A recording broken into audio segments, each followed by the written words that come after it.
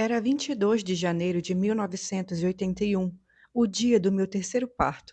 Não tinha uma memória particularmente dolorosa das duas primeiras experiências, mas aquela foi sem dúvida a menos difícil, tanto que a senti como uma libertação feliz.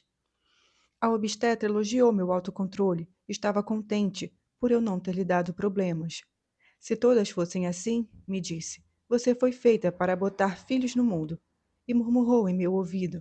Nino está esperando lá fora. Eu avisei a ele. A notícia me deixou alegre, mas fiquei mais feliz ainda ao descobrir que meu rancor tinha passado de repente. Ao dar à luz, tirara também o peso da aspereza do último mês e me senti feliz, de novo capaz de uma benevolência generosa. Acolhi com ternura a recém-chegada, uma menina de 3,2 kg, roxinha, calva. Disse a Nino quanto o permitia entrar no quarto, depois de ter me ajeitado para esconder um pouco os estragos do esforço. Agora somos 4 mulheres. Vou entender se você me deixar. Não fiz nenhuma menção à briga que tivemos. Ele me abraçou, me beijou, jurou que não podia viver sem mim. Me deu de presente um colarzinho de ouro com um pingente. Achei lindo. Assim que me senti melhor, telefonei para minha vizinha. Soube que Pietro, diligente como de costume, já havia chegado. Falei com ele. Queria vir à clínica com as meninas. Pedi que passasse a ligação para elas. Estavam distraídas pela alegria de estar com o pai. Ambas responderam com monossílabos.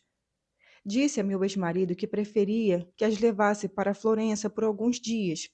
Ele foi muito afetuoso. Tive vontade de agradecer pela gentileza, dizer que gostava dele, mas senti em mim o olhar inquisitor de Nino e desisti.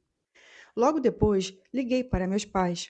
Papai foi frio, talvez por timidez, talvez porque a vida lhe parecesse um desastre, talvez por compartilhar com meus irmãos a hostilidade por minha recente tendência em me meter nas coisas deles, quando nunca permiti que se metessem nas minhas. Minha mãe disse que queria ver a menina imediatamente e foi difícil sossegá-la. Depois telefonei para Lila, que comentou divertida. Tudo sempre vai bem com você. Comigo nenhum movimento ainda. Talvez porque estivesse com muito trabalho, foi apressada e não disse que me visitaria na clínica. Tudo normal, pensei de bom humor e adormeci. Quando acordei, estava certa de que Nino tinha ido embora, mas ele estava lá. Falou demoradamente com a amiga obstetra e informou sobre o reconhecimento da paternidade. Não mostrou nenhuma apreensão pelas eventuais reações de Eleonora. Quando lhe disse que queria dar à menina o nome de minha mãe, se mostrou muito contente. E assim que me recuperei, nos apresentamos diante de um funcionário da prefeitura para registrar que a criatura saída de minha barriga se chamava Imacolata Sarratori. Mesmo naquela ocasião, Nino parecia mais à vontade. Fui eu que me confundi. Acabei dizendo que era casada com Giovanni Serratori. Me corrigi e murmurei separada de Pietro Eirota.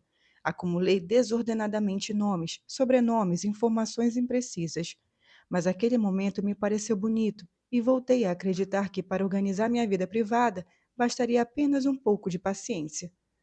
Naqueles primeiros dias, Nino deixou de lado seus 1000 compromissos e me demonstrou de todas as maneiras como eu era importante para ele. Só ficou mal quando descobriu que eu não queria batizar a menina. As crianças precisam ser batizadas, ele disse. Albertinho e Lídia são batizados? Ele disse, claro. Assim fiquei sabendo que, malgrado o anticlericalismo que ele proclamava, achava o batismo necessário. Houve momentos de constrangimento.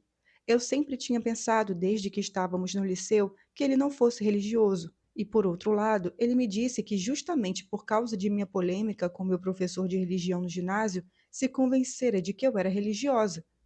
De todo modo, disse perplexo, religioso ou não, os meninos devem ser batizados.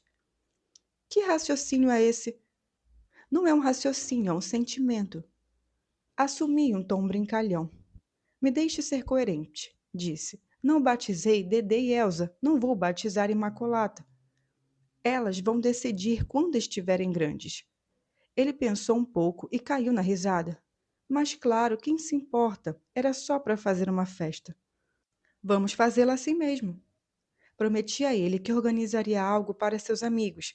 Naquelas primeiras horas de vida de nossa filha, o observei em cada gesto, em suas expressões de desapontamento e de concordância. Me senti contente e ao mesmo tempo desorientada. Era ele? Era o homem que eu sempre tinha amado?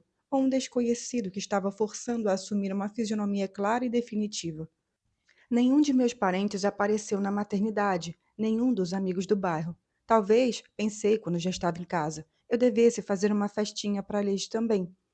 Tinha mantido minhas origens tão afastadas de mim que, mesmo passando um bom tempo no bairro, nunca havia convidado ao apartamento da Via Tasso nem sequer uma pessoa que tivesse a ver com minha infância e adolescência. Lamentei isso, senti aquela nítida separação como um resíduo de fases mais frágeis de minha vida, quase um sinal de imaturidade. Ainda estava com aquela ideia na cabeça quando o telefone tocou. Era Nila. Estamos chegando. Quem? Eu e sua mãe. Era uma tarde gelada. O Vesúvio tinha uma poeira de neve no topo. Aquela visita me pareceu inoportuna. Com esse frio, vai fazer mal a ela. Eu já falei, mas não quer me ouvir. Daqui a alguns dias vou dar uma festinha. Vocês estão todos convidados. Diga que nessa ocasião ela vai ver a menina. Diga você. Não quis discutir, mas perdi toda a vontade de comemorações. Senti aquela visita como uma intrusão. Tinha voltado para casa fazia pouco tempo. Entre mamadas, banhos e alguns pontos de sutura que ainda me incomodavam, me sentia exausta. E de resto, Nino estava em casa naqueles dias. Não queria que minha mãe se aborrecesse e me incomodava que ele e Lila se encontrassem no momento em que eu não estava em boa forma. Tentei me livrar de Nino, mas ele pareceu não entender. Aliás, se mostrou contente pela chegada de minha mãe e ficou lá. Corri ao banheiro para me ajeitar. Quando bateram, me apressei em abrir. Não via minha mãe há 10 dias. Pareceu-me violentíssimo o contraste entre Lila, ainda carregada de duas vidas, linda e energética, e ela, agarrada a seu braço como um salva-vidas durante uma ressaca, mas encarquilhada. Deixei-se apoiar em mim. Acomodei-a numa poltrona diante da vidraça, e ela sussurrou: Como a Bahia é linda! E olhou fixamente além da sacada, talvez para não ver Nino. Mas ele se aproximou e, com seu modo envolvente, começou a lhe mostrar os perfis enevoados entre o mar e o céu. Aquela é a ilha de Ischia. Lá é Capri. Venha, daqui se vê melhor. Apoie-se em mim. Em nenhum momento se dirigiu a Lila, nem sequer a cumprimentou. Fui eu que o entretive. Você se recuperou rápido, ela disse. Estou um pouco cansada, mas estou bem. Você insiste em morar aqui em cima. É difícil chegar aqui. Mas é bonito. Venha, vamos pegar a menina. Fui com ela ao quartinho de Imacolata. Seu rosto já voltou ao normal, me elogiou. Que cabelo lindo! E este colar? Foi um presente de Nino. Tirei o bebê do berço. Lila a farejou, pôs o nariz em seu pescoço. Disse que sentia o cheiro dela assim que se entrava na casa. Que cheiro? Cheiro de talco, cheiro de leite, desinfetante, cheiro de novo. Você gosta? Eu gosto. Achei que ela nasceria mais pesada. Obviamente, fui eu que engordei. Quem sabe como vai ser o meu? Agora ela sempre falava no masculino. Vai ser lindo e saudável. Fez sinal que sim, mas como se não tivesse ouvido, enquanto olhava a menina com atenção. Passou o indicador em sua testa, numa orelha. Repetiu o pacto que tínhamos feito de brincadeira. Se for o caso, fazemos a troca. E levei a menina para minha mãe, que estava apoiada no braço de Nino, ao lado da janela. Agora o fixava de baixo para cima com simpatia. Lhe sorria. Era como se estivesse esquecido de si e se imaginasse jovem. Aqui está a Imacolata, disse ele. Ela olhou para Nino e ele exclamou de pronto. É um lindo nome. Minha mãe murmurou. Não é verdade, mas podem chamá-la de Ima, que é mais moderno. Deixou o braço de Nino, me fez sinal para que lhe desse a neta. Passei-a para os seus braços, mas com medo de que ele não aguentasse o peso. Nossa Senhora, como você é bonita! Sussurrou para ela e se virou para Lila. Você gosta? Lila estava distraída, os olhos fixos nos pés de minha mãe. Sim, disse sem desviar os olhos, mas é melhor se sentar. Também olhei o ponto que ela estava fixando. Sob o vestido preto, o sangue de minha mãe escorria. Peguei imediatamente a menina com um impulso instintivo. Ela se deu conta de que estava acontecendo e vi seu rosto a vergonha e o desgosto de si. Nino a amparou com segundos antes de desmaiar. Mamãe, mamãe, chamei enquanto ela batia levemente em sua face com a ponta dos dedos. Fiquei alarmada, ela não voltava a si, e naquele instante o bebê começou a gritar. Vai morrer, pensei aterrorizada. Resistiu até o momento em que pôde ver Imaculata e depois se deixou ir. Continuei repetindo mamãe com uma voz cada vez mais alta. Chame a ambulância, disse Lila. Corri para o telefone, parei desorientada. Queria dar o pequeno a Nino, mas ele me atalhou, dirigiu-se a Lila e não a mim. Disse que era mais rápido levá-la de carro ao hospital. Eu senti o coração na garganta, a menina chorava. Minha mãe recobrou a consciência e começou a se queixar. Murmurou chorando que não queria mais pôr os pés no hospital. Puxou-me pela saia e lembrou que já tinha sido internada uma vez e não queria morrer naquele abandono. Ela tremia e disse: Quero ver a menina crescer. Nessa altura, Nino assumiu o tom firme que tinha desde estudante, quando se tratava de enfrentar situações difíceis. Vamos, disse, e ergueu minha mãe nos braços. Como ela protestou sem forças, ele a tranquilizou, dizendo que cuidaria de tudo pessoalmente. Lila me olhou perplexa e eu pensei: o médico que acompanha minha mãe no hospital é amigo da família de Leonora. Nesse momento, Nino é indispensável. Ainda bem que ele está aqui. E Lila disse: Deixa a menina comigo, vá você. Concordei. Fiz que ia lhe passar Imaculata, mas com um gesto incerto me sentia ligada a ela como se ainda a carregasse na barriga. De todo modo, eu agora não podia me separar dela. Precisava lhe dar o peito, preparar seu banho. Mas também me sentia vinculada à minha mãe como nunca me senti. E eu tremia. O que era aquele sangue? O que significava aquilo? Vamos, disse Nino, a Lila impaciente. Seja rápida. Sim, falei. Vão vocês e me avisem. Somente quando a porta se fechou, senti a ferida daquela situação. Lila e Nino juntos. Levavam minha mãe embora. Eles estavam cuidando dela, quando eu é que deveria estar lá. Me senti fraca e confusa. Sentei no sofá, dei o peito à Imaculata para ela se acalmar. Não conseguia desviar os olhos do sangue no assoalho, e enquanto isso, imaginava o carro correndo pelas ruas frias da cidade, o lenço fora da janela para assinalar a urgência, a mão colocada à buzina, minha mãe agonizando no banco de trás. O carro era de Lila. Quem estava no volante era ela ou ele? Precisava ficar calma, disse a mim mesma. Coloquei a pequena no berço e decidi telefonar a Elisa. Minimizei o que havia acontecido, não disse nada sobre Nino e mencionei Lila. Minha irmã perdeu a calma na hora, caiu no choro e me ofendeu. Gritou que eu tinha mandado minha mãe com uma estranha, quem sabe para onde, que eu deveria ter chamado uma ambulância, que eu só pensava em mim e no meu conforto, que se mamãe morresse a responsável era eu. Então a escutei chamar Marcelo várias vezes, com um tom de comando que eu desconhecia, gritos raivosos e ao mesmo tempo angustiados. Disse a ela: O que significa quem sabe para onde? Lila a levou para o hospital. Por que você precisa falar assim? Ela bateu o telefone na minha cara. Mas Elisa estava certa. Eu tinha perdido a cabeça. De fato, devia ter chamado uma ambulância. Ou arrancar o bebê de mim e deixá-lo com Lila. Eu me dobrar à autoridade de Nino. Aquela mania exibicionista dos homens de se mostrarem determinados e salvadores da pátria. Esperei que me ligassem ao telefone. Passou uma hora e meia, e o telefone finalmente tocou. E Lila disse calma. Ela foi internada. Nino conhece bem a equipe responsável por ela. Lhe disseram que tudo está sob controle. Fique tranquila. Perguntei. Ela está sozinha? Está, eles não deixam entrar. Ela não quer morrer só. Não vai morrer. Ela se assusta, Lila. Faça alguma coisa. Ela não é mais a mulher de antigamente. O hospital funciona assim, Helena. Ela perguntou por mim. Disse que você precisa trazer a menina. O que vocês estão fazendo agora? Nino ainda vai ficar um pouco com os médicos. Eu estou indo embora. Vá sim, obrigada, descanse.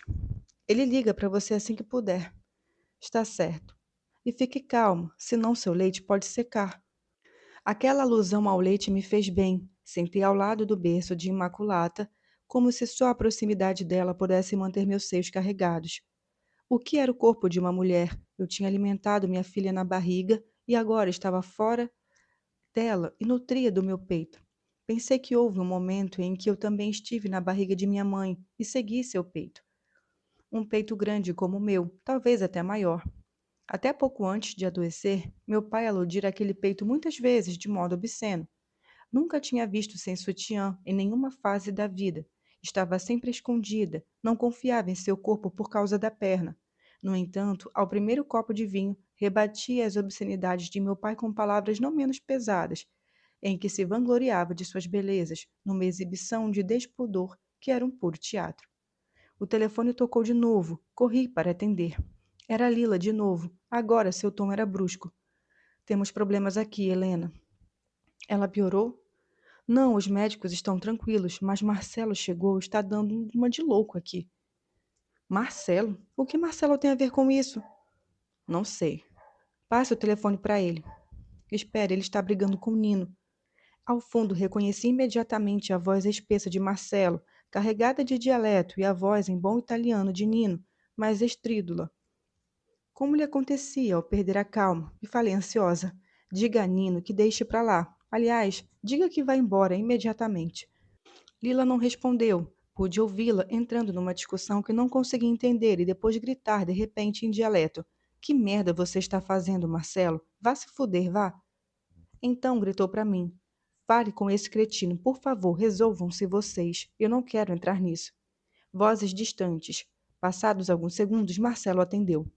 Tentando se impor com um tom gentil, me disse que Elisa lhe pedira que não deixasse a mãe no hospital e que ele estava ali justamente para levá-la a uma bela clínica em Capa de Monte, e perguntou como de fato buscasse minha mãe com concordância. Não fiz bem? Me diga se não fiz bem. Fique calmo. Estou calmo, Helena, mas você fez seu parto numa clínica. Elisa fez o dela numa clínica. Por que sua mãe tem que morrer aqui dentro? E falei incomodada. Os médicos que cuidam dela trabalham aí. Tornou-se agressivo como nunca tinha sido comigo. Os médicos estão onde está o dinheiro. Quem é que manda aqui? Você? Lina ou aquele merda? Não se trata de mandar. Se trata sim. Ou você diz e seus amigos que eu posso levá-la à clínica, ou eu quebro a cara de alguém e saio com ela assim mesmo. Me passe Lila, por favor.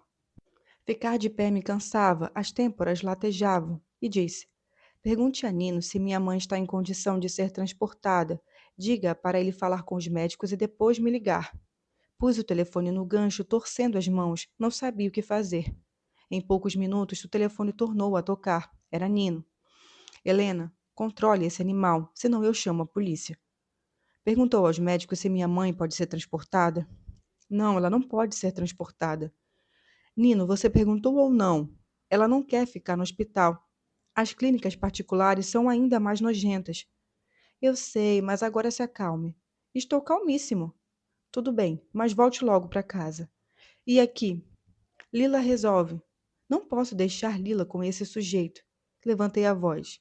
Lila sabe se cuidar. Não consigo nem ficar de pé. A menina está chorando. Preciso dar banho nela. Já lhe disse que volte imediatamente para casa. E desliguei. Foram horas muito duras. Nino voltou para casa transtornado, falava em dialeto, estava nervosíssimo e repetia: Agora vamos ver quem resolve. Percebi que a recuperação de minha mãe se tornara para ele um ponto de honra. Temia que Marcelo de fato conseguisse transferi-la para algum lugar inadequado, desses montados só para ganhar dinheiro. No hospital, exclamou, voltando ao italiano. Sua mãe tem à disposição de especialistas de alto nível, professores que, apesar do estado avançado da doença, a mantiveram em vida até agora de modo digno. Eu comecei com seus temores e ele se envolveu cada vez mais com a questão. Embora fosse a hora do jantar, ele ligou para gente importante, nomes então muito conhecidos em Nápoles. Não sei se para desabafar ou para obter apoio numa eventual batalha contra a prepotência de Marcelo. Sentia, porém, que bastava pronunciar o nome Solara e a conversa se complicava. Ele ficava em silêncio, escutando. Só sossegou por volta das 10. Eu estava numa grande angústia, mas tentava não demonstrar para que ele não resolvesse voltar ao hospital. Minha agitação foi transmitida à Imaculata. Ela vadia. Eu a amamentava. Ela se acalmava e então tornava a vagir. Não preguei o olho. O telefone voltou a tocar às 6 da manhã. Corri para atender, esperando que nem a menina nem Nino acordassem. Era Lila, tinha passado a noite no hospital. Me fez o relato com voz cansada. Aparentemente, Marcelo se rendera, tinha ido embora sem sequer se despedir. Ela se metera por escadas e corredores e, por fim, acabou achando a ala onde haviam internado. Era uma sala de agonia. Ali estavam outras 5 mulheres em sofrimento, gemendo, gritando, todas abandonadas à própria dor. Tinha encontrado minha mãe que, imóvel, os olhos arregalados, sussurrava, virada para o teto. Meu Deus, me faça morrer logo. E todo o corpo tremia no esforço de suportar a dor. Lila se agachou ao seu lado e a acalmou. Agora teve que sair de fininho porque estava amanhecendo e as enfermeiras começavam a circular. Achava graça por ter violado todas as regras, sempre sentia prazer com a insubordinação. Mas naquela circunstância, tive a impressão de que fingia que não me fez e que não fazia sentir o peso do esforço a que se submetera por minha causa. Estava às vésperas do parto, a imaginei extenuada, atormentada por suas necessidades. Preocupei-me com ela tanto quanto ela se preocupava com minha mãe. Como você está? Bem, tem certeza? Absoluta. Vá descansar. Assim que Marcelo chegar com sua irmã, você tem certeza de que eles voltam? Imagine se vão deixar de criar caso. Enquanto eu estava ao telefone, Nino apareceu sonolento. Ficou um tempo escutando e então disse: Deixe-me falar com ela. Não lhe passei o telefone e resmunguei. Ela já desligou. Ele se lamentou, disse que tinha mobilizado um monte de pessoas para que minha mãe tivesse a melhor assistência possível e queria saber se já se notava algum fruto de suas investidas. Por ora não, respondi. Combinamos que ele me acompanharia ao hospital junto com o bebê, embora houvesse um forte vento frio. Ele ficaria no carro com Imaculata e eu iria ver minha mãe entre uma mamada e outra. Ele disse tudo bem e me deu ternura que fosse tão solícito, exceto por um pequeno aborrecimento que me deu. Ele se preocupava com tudo, menos com uma coisa prática como anotar o horário de visitas. Me informei por telefone, agasalhamos bem a menina e fomos. Lila não ligara de novo, e eu estava certa de que a encontraria no hospital. Porém, quando chegamos, descobrimos que não só ela não estava, mas tampouco minha mãe. Tinha sido liberada. Soube depois por minha irmã o que havia acontecido. Ela me contou com o tom de quem diz: Vocês se acham grande coisa, mas nem a gente e nem sem gente não são ninguém. Às 9 em ponto, Marcelo tinha chegado ao hospital acompanhado de não sei que médico-chefe que ele mesmo fora buscar em casa de carro. Nossa mãe tinha sido imediatamente transportada numa ambulância para a clínica. Lá, disse Elisa, ela está como uma rainha. Nós, os parentes, podemos ficar o tempo que quisermos e há uma cama para papai que fará companhia a ela de noite. Especificou com desprezo. Não se preocupe, é tudo por nossa conta. E em seguida fez uma ameaça explícita. Talvez, ela disse, seu amigo professor não tenha ainda entendido com quem ele está tratando. É melhor que você explique. E diga àquela escrota da Lila que ela pode até ser muito inteligente, mas que Marcelo mudou. Marcelo não é mais o namoradinho de antigamente. E também não é como Michele, que agora ela manipula como bem entende. Marcelo disse que, se levantar a voz comigo outra vez, se me ofender como fez na frente de todos no hospital, acaba com ela. Não mencionei nada a Lila, nem quis saber em que termos ela discutiu com minha irmã. Mas nos dias seguintes fui muito mais afetuosa. Liguei para ela várias vezes para demonstrar como eu estava agradecida, para dizer que eu gostava dela e que não via a hora de que também tivesse seu filho. Tudo bem? Eu perguntava. Tudo. O bebê está se mexendo? Que nada. Quer ajuda hoje? Não, amanhã, se você puder. Foram dias intensos, com uma complicada somatória de vínculos antigos e novos. Todo o meu esforço e todo o meu corpo ainda estava em simbiose com o organismo minúsculo de Ima. Não conseguia me afastar dela, mas também tinha saudades de Dedê e Elsa, tanto que liguei para Pietro e ele finalmente as trouxe de volta. Elsa logo fingiu que gostava muito da nova irmãzinha, mas não resistiu muito e em poucas horas começou a fazer caretas de repulsa, me dizendo: Mas como ela é feia! Já Dedê quis demonstrar imediatamente que podia ser uma mãe bem mais capaz que eu e por várias vezes quase a deixou cair e a afogou na banheirinha. Eu estava precisando muito de apoio, pelo menos naqueles primeiros dias, e devo dizer que Pietro se ofereceu para ajudar.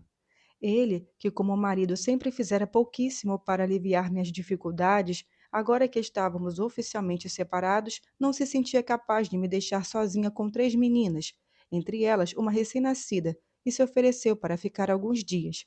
Mas precisei mandá-lo embora, não porque não quisesse o apoio dele, mas porque nas poucas horas em que ficou na Viataço, Nino me atormentou. Não parou de ligar para saber de Pietro e saber se ele já tinha ido e se ele podia voltar para sua casa sem ser constrangido a encontrá-lo.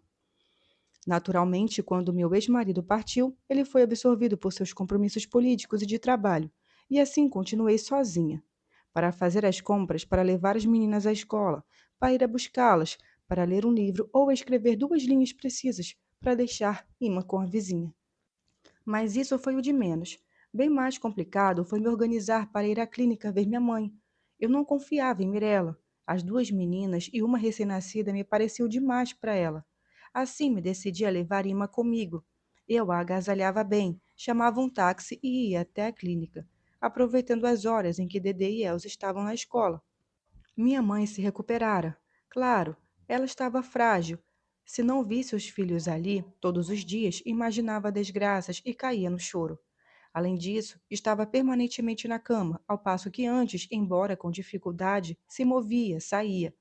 Mas era indiscutível que os luxos da clínica faziam bem a ela. Ser tratada como uma grande dama logo virou uma brincadeira que a distraía da doença e que, coadjuvada por alguma substância que lhe atenuava as dores, em certos momentos a deixava eufórica. Ela gostava do quarto espaçoso e bem iluminado, achava o colchão muito confortável, estava orgulhosa de ter um banheiro só seu e ainda por cima dentro do quarto. Um banheiro de verdade, enfatizava, não uma latrina que queria se levantar para mostrá-lo. Sem contar que havia a nova netinha. Quando íamos visitá-la com Ima, ela a mantinha em seu lado, lhe falava com frases infantis, se entusiasmava, assegurando, coisa muito improvável, que ela lhe sorrira. Mas, em geral, a atenção pela recém-nascida não durou muito, e ela desandava a falar de sua infância, da adolescência. Voltava quando tinha 5 anos, depois passava aos 12, depois aos 14, e me contava de dentro daquelas fases suas peripécias e as de suas amigas da época. Numa manhã me disse em dialeto: Desde pequena eu sabia que se morria, sempre soube, mas nunca pensei que chegaria a minha vez, nem mesmo agora consigo acreditar. Noutra ocasião começou a rir, seguindo seus pensamentos, e por fim falou: Você está certa em não batizar a menina. É tudo uma estupidez. E eu sei que agora que estou morrendo, vou me transformar inteira em pedacinhos. Mas foi sobretudo naquelas horas lentas que me senti realmente sua filha preferida. Quando me abraçava antes de eu ir embora, parecia querer deslizar para dentro de mim e ficar ali, assim como outrora habitei dentro dela. Os contatos com seu corpo, que me incomodavam quando ela estava saudável, agora me davam prazer. Foi curioso como a clínica logo se transformou num ponto de encontro de jovens e velhos do bairro. Meu pai dormia com minha mãe. Nas vezes em que o encontrava de manhã, ele estava com a barba crescida e os olhos apavorados. Mal nos cumprimentávamos, mas isso não me parecia anômalo. Sempre tive pouco contato com ele, às vezes um contato afetuoso, na maioria distraído, em alguns casos de apoio contra minha mãe. Mas era uma relação quase sempre superficial. Minha mãe lhe conferia e lhe tratava e lhe tirava relevância a depender da conveniência, relegando-a um papel decorativo, sobretudo quando se tratava de mim. Somente ela podia pôr e dispor sobre minha vida. Agora que a energia da esposa se reduzira a quase nada, ele já não sabia como falar comigo, nem eu com ele. Eu dizia oi, ele me respondia oi, e então acrescentávamos: Vou fumar um cigarro enquanto você faz companhia a ela. Às vezes eu me perguntava como conseguia sobreviver, ele tão medíocre, no mundo feroz em que se movera, em Nápoles, no bairro, no trabalho, até mesmo em casa. Quando Elisa chegava com o menino, eu via que entre ela e meu pai havia mais intimidade. Elisa o tratava com afetuosa autoridade. Com frequência passava ali o dia todo e às vezes o mandara dormir em casa, na cama dele, inclusive à noite. Assim que chegava, minha irmã dava ordens e se queixava de tudo, da poeira, dos vidros da janela, da comida. Fazia isso para ser respeitada, queria deixar claro que quem mandava era ela. Pepe e Guiane não deixavam por menos. Quando percebiam que minha mãe, com um pouco de dor, e meu pai em desespero, ambos se alarmavam, grudavam na companhia, chamavam a enfermeira. Se a enfermeira demorava, meus irmãos a censuravam com dureza e, depois, de modo contraditório, lhe davam altas gorjetas. Antes de ir embora, Guiane costumava pôr um punhado de dinheiro no bolso de uma delas e dizer: Você tem de ficar atrás da porta e aparecer assim que minha mãe chamar. O café você toma fora do serviço, entendido? Depois, para deixar claro que nossa mãe era uma pessoa de nível, mencionava 3 ou 4 os nomes do Solara. A senhora Greco dizia: É parte do Solara. É parte dos Solara. Aquelas palavras me davam raiva e vergonha. Entretanto, pensava, ou isso, ou o hospital, e dizia a mim mesma, mas depois preciso esclarecer algumas coisas com meus irmãos e com Marcelo. Por ora, me dava prazer chegar ao quarto e encontrar minha mãe na companhia de suas amigas do bairro, todas da mesma idade, com as quais se gabava levemente dizendo frases do tipo: Meus filhos preferiram assim, ou me indicando. Helena é uma escritora famosa, tem uma casa na Via Tasso de onde se vê o mar. Vejam que menina linda ela teve. Se chama Imaculada, como eu. Quando suas conhecidas iam embora sussurrando, está dormindo, eu imediatamente entrava para checar, e então voltava com imã para o corredor, onde o ar parecia mais puro. Deixava a porta do quarto aberta para vingar e vigiar a respiração pesada de minha mãe, que muitas vezes, depois do cansaço das visitas, caía em sono profundo e se deixava dormir. De quando em quando, o dia ficava um pouco mais simples. Carmen, por exemplo, às vezes passava para me pegar de carro, dizendo que queria dar um oi para minha mãe. E Afonso fazia o mesmo. Obviamente, era uma prova de afeto por mim. Falavam com minha mãe de modo cerimonioso. No máximo, lhe davam alguma satisfação elogiando o conforto do quarto e a netinha. E passavam o resto do tempo comigo, conversando no corredor ou aguardando embaixo no carro para me levar em tempo à escola das meninas. As manhãs com eles foram sempre densas e criaram um efeito curioso. Aproximaram o bairro de minha mãe, agora próxima do fim, ao bairro em construção sob a influência de Lila. Contei a Carmen o que nossa amiga tinha feito por minha mãe. Ela falou satisfeita. A gente sabe que ninguém segura Lila, e falou dela de tal maneira que me pareceu lhe atribuísse poderes mágicos. Mas o que mais me marcou foram 15 minutos que passei com o Afonso no corredor impecável da clínica, enquanto o médico examinava minha mãe. Ele também, como sempre, se acendeu de gratidão por Lila, mas o fez mais me espantou foi que, pela primeira vez, me falou explicitamente de si e disse: Lila me ensinou um trabalho de grande futuro, exclamou. Sem ela, o que seria de mim? Nada, um pedaço de carne viva sem nenhuma sensação de plenitude. Comparou o comportamento de Lila com o da esposa. Sempre deixei Marisa livre para me meter todos os chifres que quisesse. Dei meu nome aos filhos dela. Mas mesmo assim, ela implica comigo. Sempre me atormentou e ainda me atormenta. Cuspiu 1000 vezes na minha cara. Diz que a enganei. E se defendeu. Enganei nada, Helena. Você é uma intelectual e pode me defender. O mais enganado era eu. Enganado por mim mesmo. E se Lila não me ajudasse, eu ia morrer enganado. Seus olhos brilharam. A melhor coisa que ela fez por mim foi me forçar à clareza, me ensinar a dizer: se eu roço o pé nu dessa mulher, não sinto nada, mas morro de desejo de tocar o pé daquele homem ali, aquilo mesmo, e fazer carinho na mão dele, cortar suas unhas com a tesourinha, espremer seus cravos, estar com ele no salão de dança e dizer: se você sabe dançar valsa, me conduza, me deixe ver como sabe levar. Rememorou fatos muito distantes. Lembra quando você e Lila vieram à minha casa pedir a meu pai que devolvesse as bonecas? E ele me chamou e perguntou debochado: Afonso, foi você que pegou? Porque eu era a vergonha da família, brincava com as bonecas de minha irmã e colocava os colares de minha mãe. E me explicou, mas como se já soubesse tudo e lhe servisse apenas para expressar sua verdadeira natureza.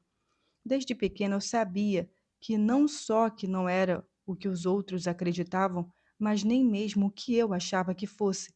Dizia a mim mesma: sou outra coisa, algo que está escondido em minhas veias, que não tem nome e que espera. mas não sabia o que era aquela coisa, muito menos como podia ser eu. Até que Lila me obrigou, não sei como dizer, a assimilar um pouco dela. Você sabe como ela é, me disse. Comece por aqui e veja o que acontece. Foi assim que nos misturamos. Foi muito divertido. E agora já não sou quem eu era, nem sou Lila, mas outra pessoa, que aos poucos vai se definindo. Estava contente por me ter feito aquelas confidências e fiquei contente por ele as ter feito a mim. Naquelas ocasiões nasceu entre nós uma nova intimidade, diferente daquela de quando voltávamos a pé da escola. E tive a impressão de que com Carmen a relação também se tornava mais íntima. Depois percebi que ambos, cada qual a seu modo, estavam me pedindo mais. Aconteceu em duas circunstâncias, ambas ligadas à presença de Marcelo na clínica. Geralmente, minha irmã Elisa e o menino eram levados de carro para a clínica por um homem idoso chamado Domênico.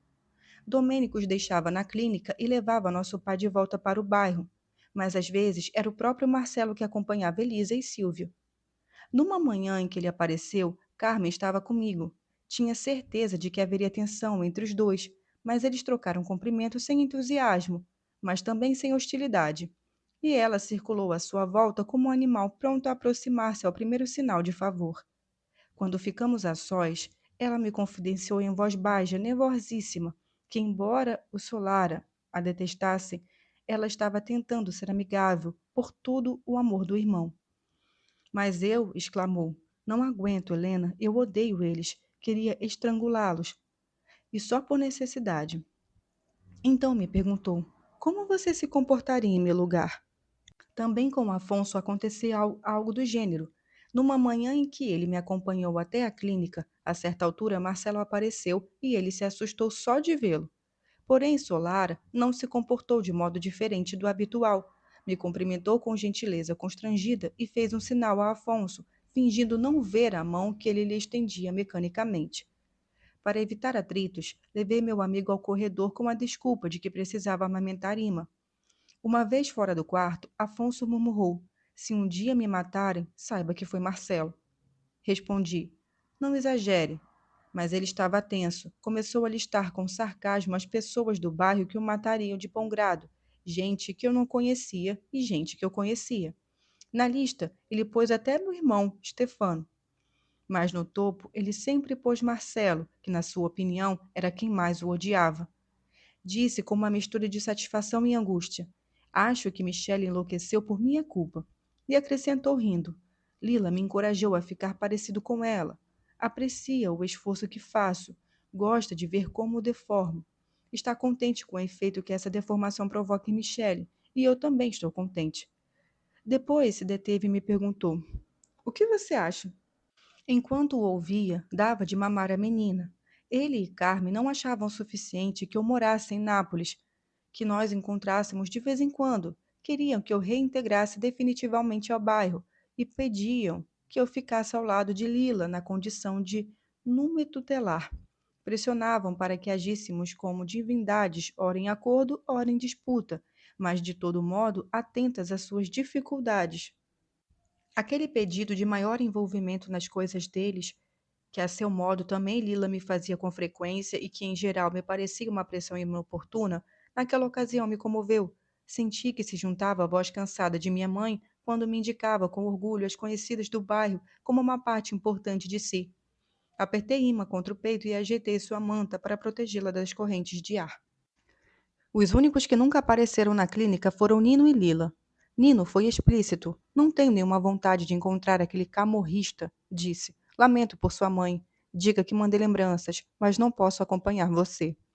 Às vezes, eu me convencia de que era um pretexto para justificar seus sumiços, com mais frequência que parecia de fato magoado por ter feito tanto por minha mãe, enquanto eu e minha família acabamos seguindo Solara.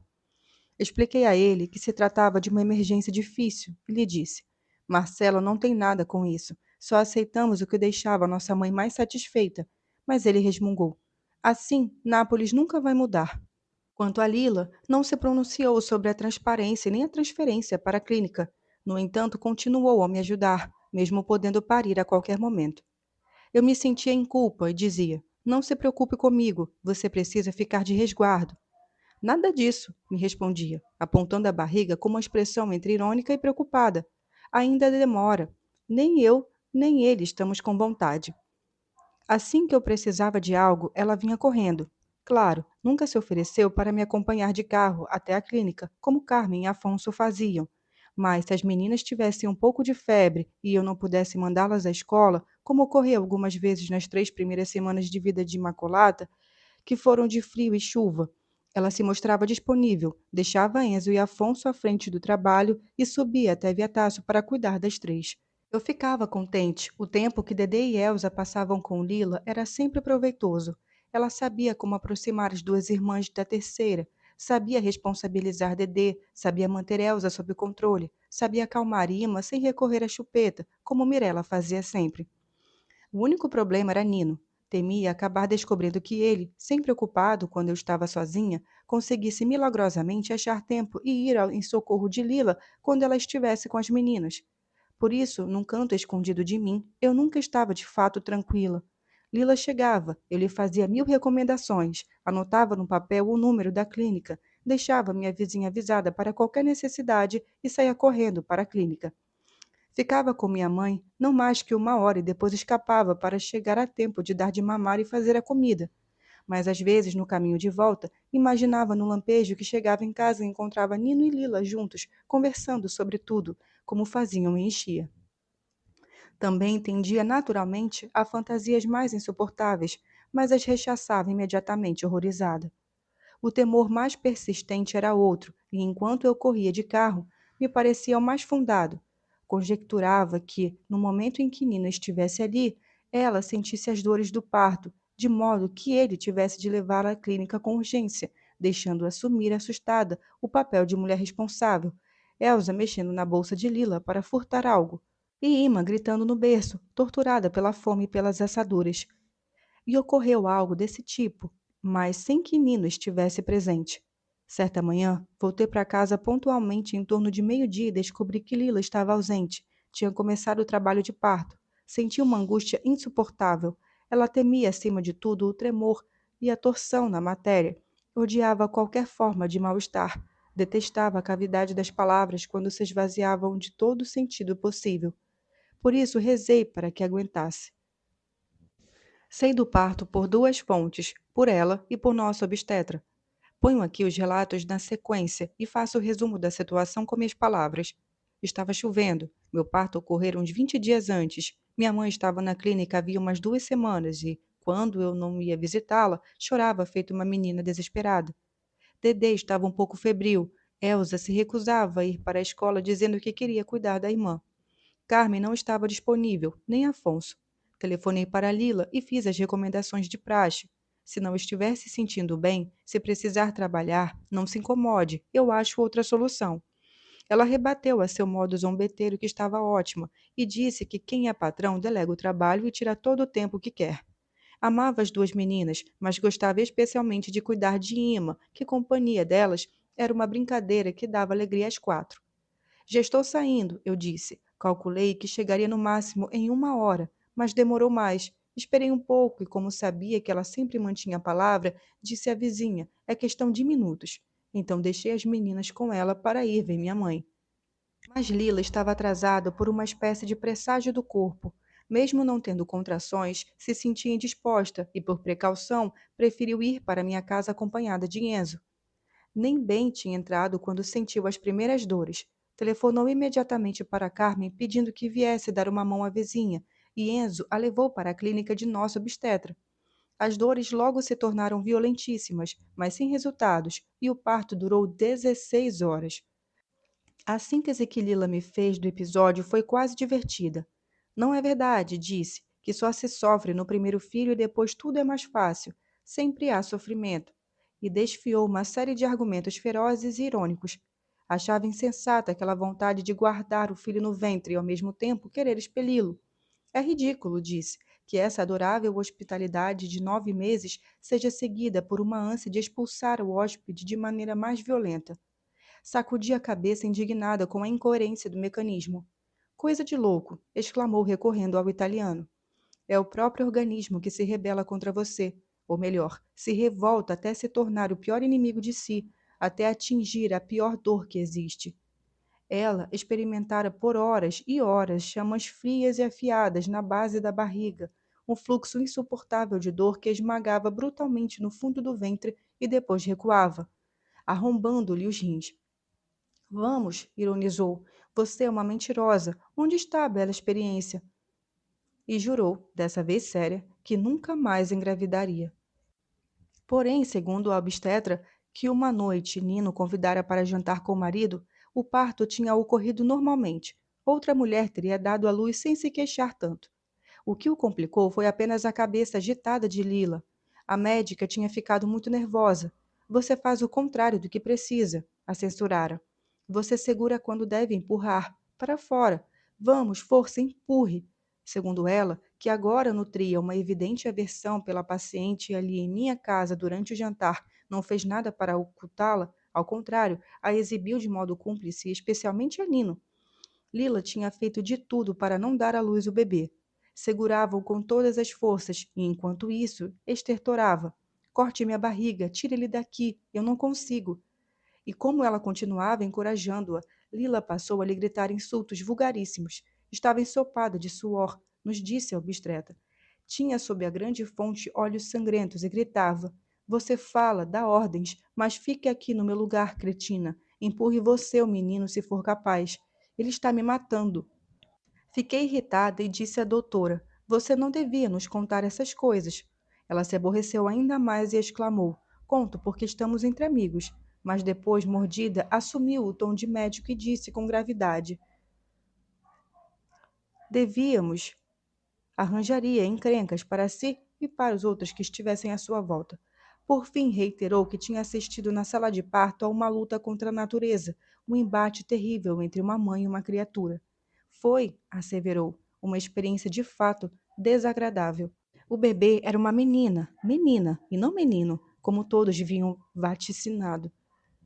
Quando saiu, e mesmo quando ainda estava na clínica, Lila, apesar de aniquilada, me mostrou a filha com orgulho e perguntou: Ima pesava quanto? 3,2 kg. Núzia pesa quase 4 quilos. A barriga era pequena, mas ela é grande. Realmente deu o nome da mãe à menina. E para não contrariar Fernando, o pai, que não a velhice se tornara mais irracível que na juventude, nem os parentes de Enzo, batizou-a depois na igreja do bairro e fez uma grande festa na sede da Basic Site.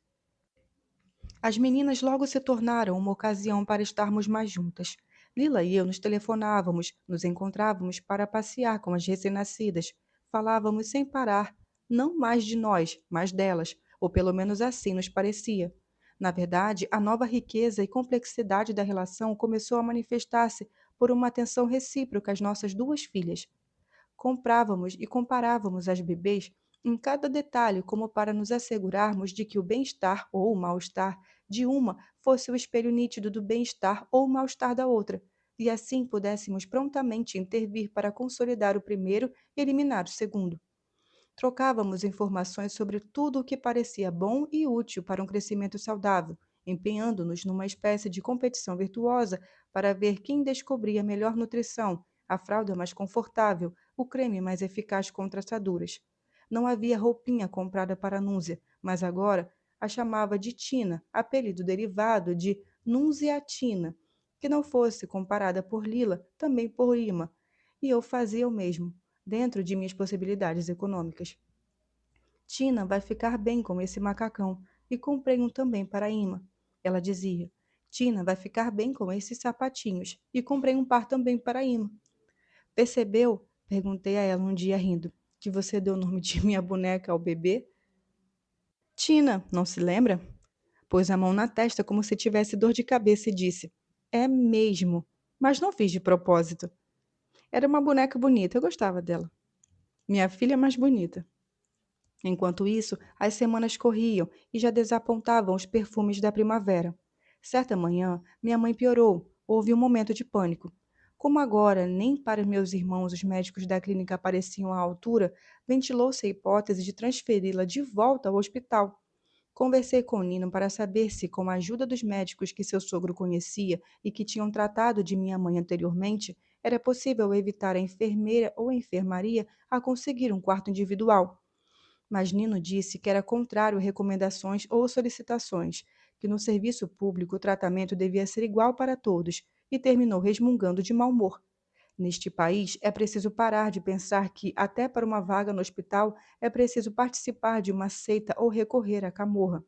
Evidentemente, a birra dele era contra Marcelo, e não comigo, mas mesmo assim me senti humilhada. Por outro lado, tenho certeza de que no final ele me ajudaria caso minha mãe, mesmo sofrendo horrivelmente, não deixasse claro de todas as maneiras que preferiria morrer com conforto a retornar a uma enfermaria, nem que fosse por algumas horas. Assim, numa manhã, para nossa surpresa, Marcelo levou à clínica um dos especialistas que tinham tratado de nossa mãe. O professor, que quando trabalhava no hospital era bem hostil, foi extremamente cordial e voltou várias vezes, acolhido com deferência pelos médicos da clínica particular. As coisas melhoraram. Mas logo o quadro clínico se complicou de novo. Naquela altura, minha mãe reuniu todas as energias e fez duas coisas contraditórias, mas para ela igualmente importantes. Como justo naqueles dias, Lila tinha encontrado um jeito de colocar Pepe e Guiane na empresa de um cliente dela em Baiano, mas eles não se interessaram pela oferta, ela, abençoando mil vezes minha amiga por sua generosidade, convocou os dois filhos homens e, durante o encontro demorado, tornou-se, pelo menos por alguns minutos, o que tinha sido no passado. Armou uns olhos furiosos e ameaçou persegui-los de reino dos mortos se não aceitassem aquele trabalho. Enfim, os fez chorar, os reduziu a cordeirinhos e só os liberou quando teve a certeza de que tinham se rendido. Então passou a uma ofensiva de sinal oposto. Convocou Marcelo, de quem acabara de tirar Pepe e Guiane, o fez jurar solenemente que se casaria com sua filha menor antes que ela fechasse os olhos para sempre. Marcelo lhe prometeu, disse que ele e Elisa só haviam adiado o casamento porque esperavam a recuperação dela, e agora que a recuperação estava próxima, providenciaria imediatamente os papéis. Nesse momento, minha mãe se iluminou. Não fazia nenhuma distinção entre a potência que atribuía a Lila e a que atribuía a Marcelo. Tinha pressionado ambos e estava feliz por ter garantido o bem de seus filhos junto às pessoas mais importantes do bairro, ou seja, segundo ela, do mundo. Por uns 2 dias, gozou de uma sossegada alegria. Numa das visitas, levei Dedê, que ela amava muito, e a deixei carregar Ima no colo. Consegui demonstrar afeto até por Elsa, a quem nunca devotou muita simpatia. Olhei para ela. Era uma velhinha grisalha e enrugada, apesar de não ter 100 anos, mas 60. Senti pela primeira vez o choque do tempo, a força que estava me impelindo para os 40, a velocidade com que a vida se costumava e se consumava, a concretude da exposição à morte. Se está acontecendo com ela, pensei, não há saída. Vai acontecer comigo também. Certa manhã, quando Ima tinha pouco mais de 2 meses, minha mãe me falou brandamente: Helena, agora estou contente de verdade. Só me preocupo por você, mas você é você e sempre soube pôr as coisas no lugar, do jeito que queria. Por isso confio. Depois começou a dormir e entrou em coma. Resistiu ainda alguns dias, não queria morrer. Lembro que estava em seu quarto com Ima e o estertor da agonia não parava nunca. Agora já fazia parte dos rumores da clínica. Meu pai, que não aguentava mais ouvir aquilo, ficou em casa chorando naquela noite. Elisa tinha levado Silvio para tomar um ar no pátio. Meus irmãos fumavam numa saleta a poucos passos. Fixei longamente aquele relevo inconsciente sob o lençol. Minha mãe se reduzira a quase nada. No entanto, tinha sido realmente um estorvo. Pensara sobre mim, fazendo com que eu me sentisse como um verme debaixo da pedra, protegida e esmagada. Desejei que sua agonia terminasse imediatamente, agora, e, para meu espanto, foi o que aconteceu. De repente, o quarto ficou silencioso. Esperei, não tive forças para me levantar e ir até ela. Depois, a língua de Ima estalou e o silêncio se rompeu. Deixei a cadeira e me aproximei da cama. Nós duas, eu e a pequena, que no sono estava buscando avidamente meu mamilo para sentir-se ainda mais parte de mim. Éramos, naquele espaço de doença, tudo o que de vivo e de são ainda permanecia nela. Naquele dia, não sei por quê, eu tinha posto o bracelete que ela me dera mais de 20 anos atrás. Não usava fazia tempo. Em geral, punha joias finas, às quais Adele me acostumara. Desde então, o coloco com frequência. Foi difícil aceitar a morte de minha mãe, Mesmo não tendo derramado uma lágrima, senti uma dor que durou por muito tempo e que talvez nunca tenha realmente passado. Eu sempre a considerara uma mulher insensível e vulgar, que eu temera e de quem havia fugido. Logo depois do enterro, me senti como nas vezes em que cai um forte temporal de repente. Você olha ao redor e não encontra onde se abrigar. Durante semanas, eu a enxergava e ouvia em toda parte, de noite e de dia. Era um vapor que, na minha imaginação, continuava queimando sem pavio. Sentia saudades do modo diferente de estarmos juntas que descobrimos ao longo de sua doença. Tentava prolongá-lo, recuperando lembranças positivas de quando eu era pequena e ela jovem. Meu sentimento de culpa queria forçá-la a durar. Recolocava em minhas gavetas uma de suas presilhas, um lenço, tesouras, mas todos me pareciam objetos insuficientes. Até o bracelete era muito pouco. Talvez tenha sido por isso que, tendo minha gravidez ressuscitado a fisgada na anca, o que perdurou depois de meu parto, preferi não procurar o médico. Cultivei aquele incômodo como um espólio guardado em meu próprio corpo. As palavras que ela me disse já no final, você é você, confio, também me acompanharam por muito tempo. Morrera convencida de que, pela minha maneira de ser, pelos recursos que eu tinha acumulado, nunca seria abatida por nada. Essa ideia operou dentro de mim e acabou me ajudando. Decidi confirmar que ela não estava enganada. Recomecei disciplinadamente a cuidar de mim. Voltei a usar cada fragmento do tempo livre para ler e escrever. Perdi ainda mais o interesse pela política miúda. Não conseguia de jeito nenhum me entusiasmar pelas tramas dos 5 partidos de governo e suas brigas com os comunistas, coisas que agora Nino fazia ativamente. Mas continuei acompanhando atentamente a deriva corrupta e violenta do país. Acumulei leituras feministas e, ainda fortalecida pelo pequeno sucesso de meu último livro, propus artigos para as novas revistas voltadas para as mulheres. Mas devo admitir que grande parte de meus esforços foram sobretudo para convencer a editora de que meu novo romance já estava avançando. Uns 2 anos antes, eles me pagaram a metade de um bom adiantamento, mas nesse meio tempo eu tinha feito bem pouco, me arrastava, ainda estava em busca de uma história. O diretor editorial, que era responsável por aquele adiantamento generoso, nunca tinha sido eu feito pressão. Se tornava discretamente se eu me esquivava, porque, e por dizer em que pé as coisas estavam, me parecia indigno. Ele me deixava sair pela tangente.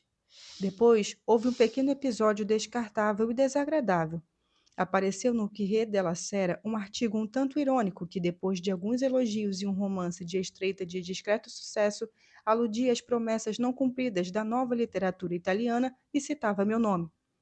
Dias depois, o diretor, que participaria de um congresso pomposo, veio a Nápoles e pediu um encontro comigo. Logo fiquei preocupada com o tom sério. Em quase 15 anos, ele nunca se valera de sua posição. Tinha tomado minha defesa contra Adele. Sempre me tratou com cordialidade. Com fingida alegria, o convidei para jantar na casa da Viatasso, o que me custou esforço e ansiedade, mas também o fez porque Nino queria lhe propor uma nova coletânea de ensaios. O diretor se mostrou gentil, mas não afetuoso. Deu os pêsames por minha mãe, elogiou Ima, deu 2 livrinhos muito coloridos a Dedê e Elsa e esperou pacientemente que eu me virasse entre o jantar e as meninas, enquanto Nino o entretinha sobre seu possível livro. Quando chegamos à sobremesa, ele foi direto ao motivo do encontro. Quis saber se podíamos programar o lançamento do meu livro para o próximo outono, e enrubesci. Outono de 1982? Outono de 1982, Helena. Talvez sim, mas só vou poder confirmar mais adiante. Você precisa confirmar logo. Ainda estou longe do final. Você poderia me dar algo para ler? Não me sinto pronta. Silêncio. Bebeu um gole de vinho e disse num tom grave. Até agora você teve muita sorte, Helena. O último livro se saiu especialmente bem. Você é apreciada. Conquistou um número razoável de leitores, mas os leitores precisam ser cultivados. Se você os perder, perderá a possibilidade de publicar outros livros. Fiquei chateada, percebi que Adele, de tanto insistir, também abrira uma brecha naquele homem tão culto e gentil. Imaginei as palavras da mãe de Pietro, sua escolha de termos. É uma sulista traiçoeira que, por trás da aparência simpática, trama enganos pérfidos. E me detestei porque estava confirmando para aquele homem que eu era assim mesmo. Diante da sobremesa, com poucas frases bruscas, O diretor liquidou a proposta de Nino e disse que era um momento ruim para livros de ensaio. O mal-estar aumentou. Ninguém sabia mais o que dizer. Falei de Ima até quando a visita olhou o relógio e balbuciou que precisava ir embora. Naquela altura não resisti e lhe disse: Tudo bem, lhe darei o romance a tempo de sair no